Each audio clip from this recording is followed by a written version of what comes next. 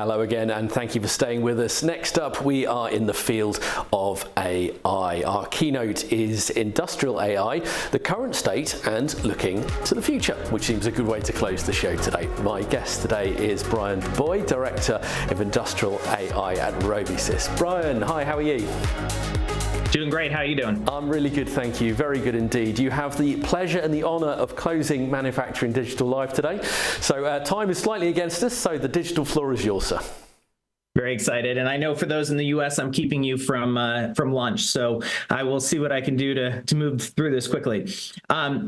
Yeah, as Neil said, industrial AI, current state, looking to the future. Really what I'm looking to do is kind of give a report from the field on where things are at. And Robusys is kind of well positioned in that regard because we're actually implementing these industrial AI projects every day. So little background on me. So I am our Director of Industrial AI here at Robusys. Been working in this field for about 23 years now, all that time spent here at Robusys. And we are a system integrator that focuses exclusively on manufacturing and industrial customers.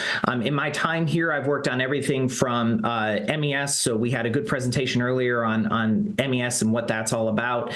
So I did those types of projects. I've worked on historian projects, level 3 projects, and all sorts of information solution projects. And now I'm focused on AI, ML, data infrastructure, advanced analytics. And my background, I've got a computer science degree from the University of Akron. Just 2 slides here, giving a little background on Robusys, my employers. So we are globally located. We've got about 17 locations around the world. I work out of our headquarters, which is just south of Cleveland here in Ohio. But you can see we've got offices in Europe and many offices in Asia, and about 1,400 employees globally, almost all of them engineering.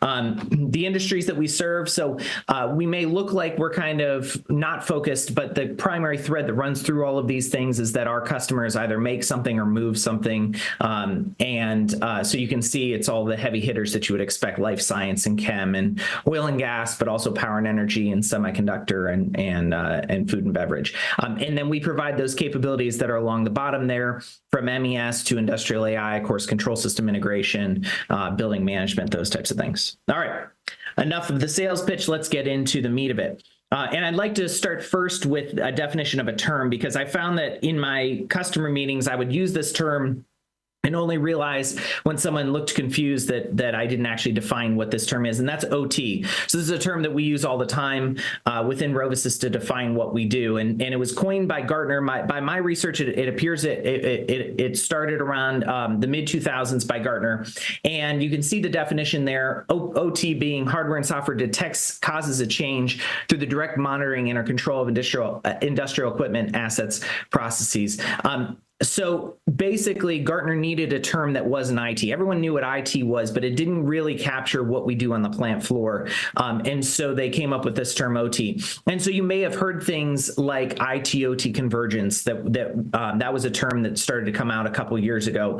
And that's basically this idea that IT is trying to reach down into the OT space, unlock the value there, in some cases implement some more tighter controls and more governance over networking and the types of policies and things like that are on the plant floor. And you see on the OT side of that, more of the adoption of IT terminology and IT technologies and techniques. So this doesn't really have anything to do with IoT. That's Internet of Things. That's a little different. This is operational technology. So when I use that term now in this presentation, you'll know what I'm talking about.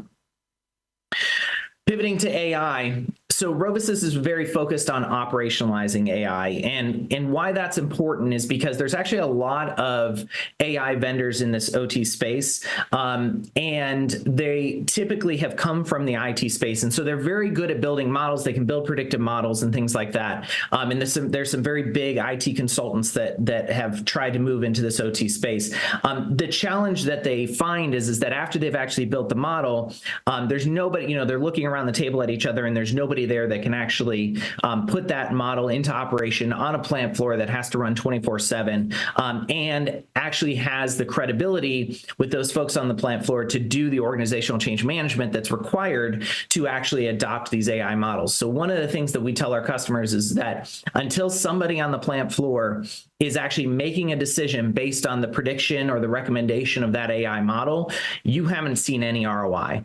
Everything that went into that up to that point has been a giant science experiment. So until you actually start making change on the plant floor based on what that model says, that's where you actually see the ROI, and that's why operationalizing those AI models is so critical.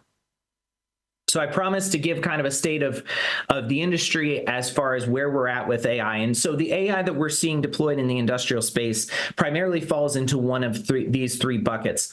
So the first one is what we call unsupervised learning. So this is primarily anomaly detection. And so you can see there, with the dogs and the cat, which one of those is different. So effectively what this means in the industrial space is that you will hook up a ML model. It doesn't need any a priori knowledge, and it can just monitor the process, and it will tell you, it will learn over time what normal looks like, and then it will start to tell you when things look abnormal. It can't tell you why. All it can tell you is that things are starting to look weird, and it can typically detect that before even an experienced operator. You have to pair it, though, with another ML technology for it to actually be able to tell you what's going wrong.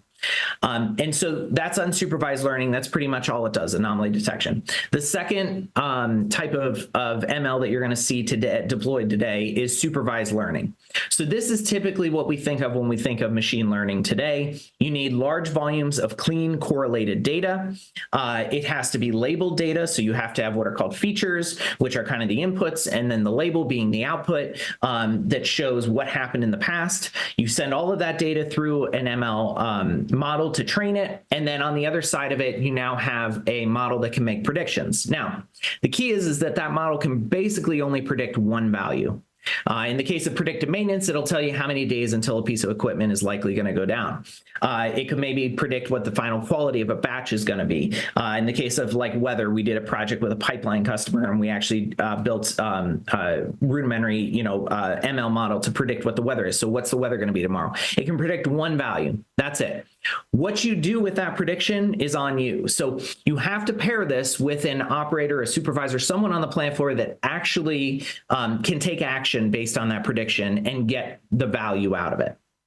The third type, which we'll discuss more later in this presentation, is built on reinforcement learning. And there's some really interesting and exciting things coming in that regard, and we'll talk about that.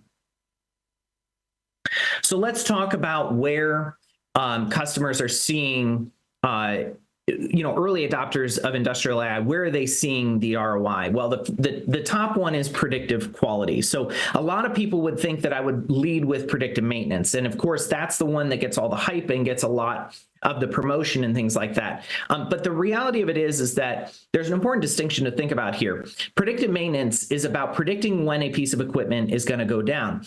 And we all understand that unplanned downtime is very, very expensive. But if you know that that piece of equipment is going to go down, what can you actually do? The only thing you can really do is you can move a maintenance window up so that you can actually address that issue with that piece of equipment. The piece of equipment is going to need repaired. It's going down either way.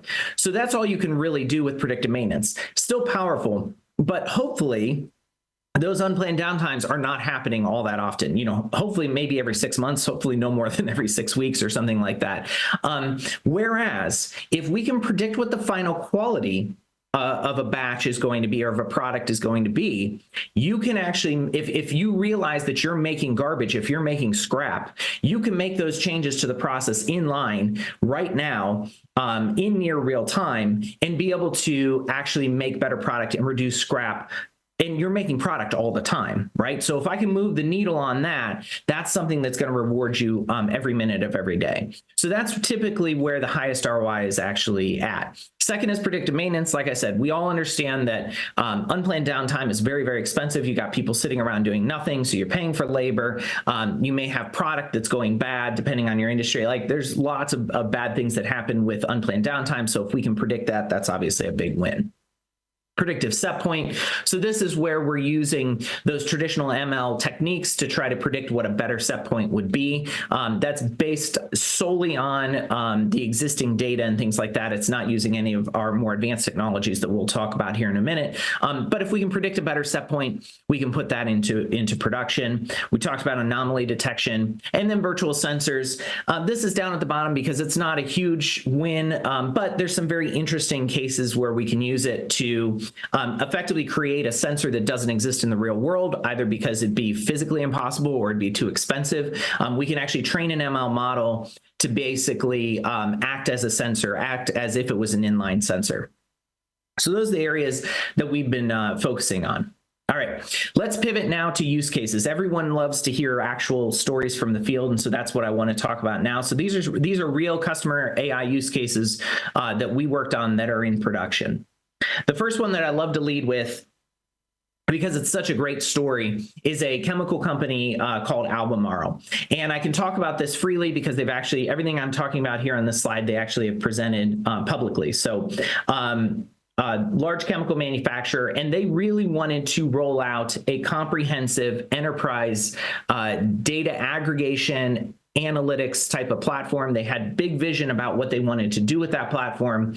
And so they worked with Rovisys to design this. We helped them roll out this entire thing. It was a giant effort. One of the things that you may notice, there's a lot going on in the slide, but one of the things you may notice is that it is a combination, this enterprise-wide data platform is a combination of Historian for storing the time series data and SQL backends to store the relational and the transactional data. And we see that a lot, where that combination of those two is actually really critical when you talk about OT data. A lot of the data coming off the plant floor is time series data, and so this ability to combine both of those into a single data platform is so critical. And then once you have that data platform and it's clean, it's correlated, and it's easy to query, now you've got all kinds of options in terms of your ability to query it. And they do use a number of tools, both Northwest Analytics, and they use Sartorius and Simca, and they use a number of those different things. And they're doing, yes, AI and ML, but then they're also doing some traditional analysis like multivariate SPC, OE, some of these, some of these tried and true methods to actually query that data and analyze it. They also have an interesting approach that they call action boards. So they don't really believe in dashboards at Albemarle. They like this concept of action boards, and that's the idea that basically anything you see on this action board, you should be able to take action on. Unlike a dashboard where it's more kind of a read-only, everything on their action boards, you should be able to click a button and actually take an action on. On top of that, they have and it records that action that you took. And then they have a robust mechanism to capture all of that kind of user interface and user experience data and update those action boards to be even more relevant and more informational. And they even have a mechanism where if an operator is seeing an alarm over and over again, it becomes what's called a nuisance alarm, and they can actually indicate that. And then they have these Power BI dashboards at a corporate level that brings all that data together, and then they're actually able to make changes to those action boards and remove those nuisance alarms. Albemarle has stated publicly that they have seen $50 million of annual savings, and that's across all the areas that you would imagine that a system like this would touch: quality, downtime reduction, environmental maintenance, so on and so forth. And that last one there that we hear a lot from customers that go on these journeys is that customer satisfaction. And that really, it's hard to put a number on that, but it's really important when the downstream customers of an Albemarle are trusting that they're delivering high quality product every time. And this was a complete digital transformation. This won the 2022 Manufacturing Leadership Award for this system. But one of the points I want to make quickly on digital transformation is because that's a term that's kind of been batted around a lot, and there's been a lot of hype attached to it. It's one of those terms that means something different to everyone, so it means nothing at that point. But when we talk about at Rovisys, when we talk about digital transformation, this is what we mean. This is a company that leveraged digitalization to make a transformational change to their day-to-day operations. by any definition, that's digital transformation, right? There are consultancies that may look at something like this and say, well, it doesn't include this, so it doesn't include this, so it can't possibly be digital transformation. When you're talking about a huge change to how they do business every single day, the operations of that business every single day, and leveraging digitalization to do that, that's digital transformation. And certainly there was a lot of organizational change management that went into all of this, which Rovus has helped with, to make sure that everyone bought into this and everyone was marching in the same direction. It's great to see an organization that's as forward thinking as this and is able to move everyone, kind of march everyone in the same direction. And it was really exciting to be a part of that project. All right, so to go from very big to a much more focused type of use case, this was a drywall manufacturer, and they were having issues with quality on the individual drywall sheets. Well, it turns out, and without getting into too much proprietary information, it turns out that using a vision system, there's some visual attributes of a drying piece of drywall that indicate what the final quality will be, or correlates to what the final quality will be. So the state of the art previous to the system is that they would make these sheets, and they would actually take a sample, and that was a destructive process. They would send it to the quality lab, and the quality lab would come back in about an hour at best case, sometimes 2 hours if the lab was on break or whatever. And only then, after they were making product that entire time, only then after they get the results back do they find out that, oh, you've been making scrap. Right. And so it's only then were they able to make the adjustments to the process to start getting back to a steady state and making good product.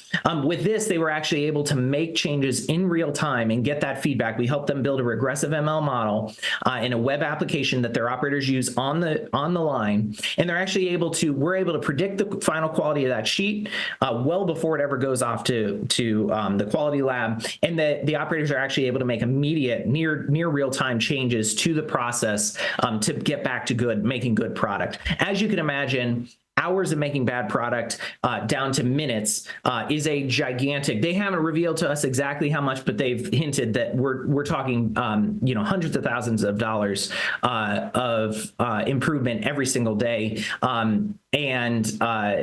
This was such a successful project that after we rolled it out, they actually they have a very capable data science team. So they actually were able to take what we built and they rolled it out to 5 other plants, including one of their sister companies that makes sheet glass, flat glass, because it turns out that there's some very similar types of applications there in looking for inclusions in the flat glass that they can use to make this similar kinds of predictions. Talking about flat glass, let's talk about our last example here, which is a float glass cutting optimizer. So this, the state of the art before was that they had these shapes that they had to cut out of each piece of glass. But one of the challenges with that is that they had a very old optimizer that really could barely be called an optimizer. And one of the challenges with cutting glass is that you do have defects in the glass. So you have to work around those defects and cut around those defects.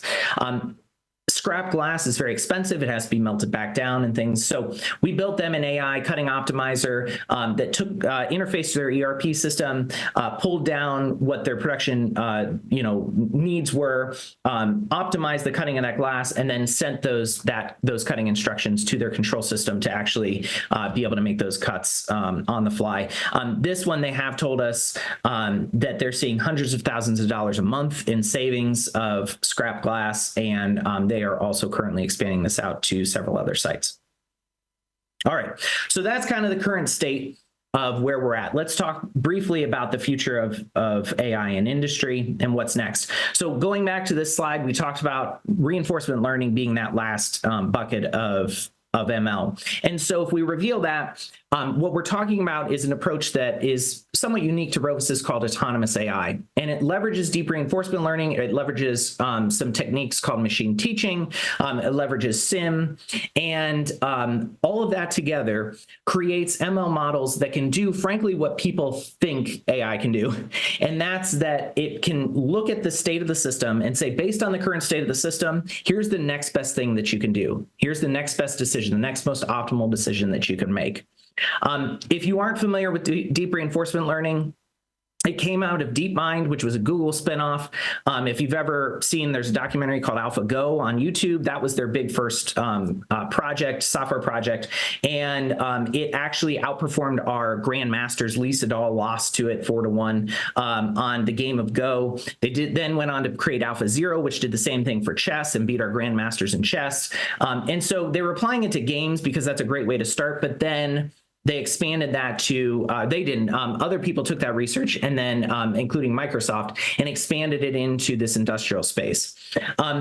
Common DRL use cases for autonomous AI, dynamic, highly variable systems. So traditional control systems have to work in kind of a narrow range of scenarios. These brains, which a neural network trained with this approach is called a brain. These brains can adapt to a wider range of scenarios. Competing optimization goals. I can make this today or I can make this tomorrow. Which one should I do? How much of this should I make today, knowing that it's going to impact what I can make tomorrow? These brains can make those types of trade-offs between those different goals.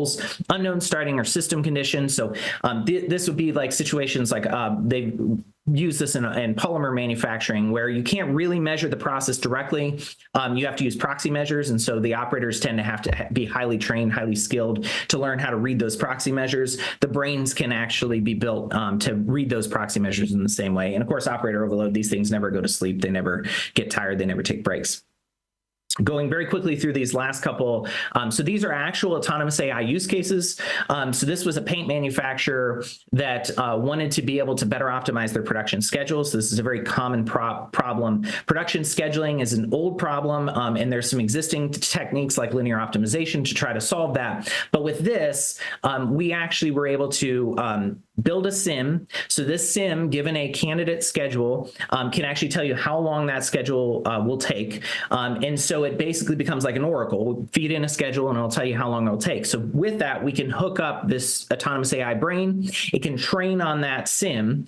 And we also were able to do things like give it, certain scenarios like black swan type of scenarios. Okay, what happens if this asset goes down and this asset goes out? Now build an optimal schedule. What happens if we've got an order from a key customer that comes in at the last minute? Now build an optimal schedule. So we give it all these crazy scenarios that the human schedulers can certainly handle, and have it so where it can still build optimal production schedules even in the face of that. Like many organizations, they were struggling with, they really only had 2 human schedules that could build optimal schedules for them. Those guys have to sleep, they take vacation. And so they were just, they were working where, they would have to run on degraded conditions. They would run suboptimally when those folks weren't available to create a new schedule for them. Now they have a scheduler that can build optimal schedules at any time of day and night. Also, it does it faster. The human schedulers typically took about an hour. This thing can build a schedule, an optimal schedule in mere minutes. Last example, a fuel oil refining organization. So if you're familiar with oil refining, it's a giant distiller and you have to pull the product at different parts of the column based on its density.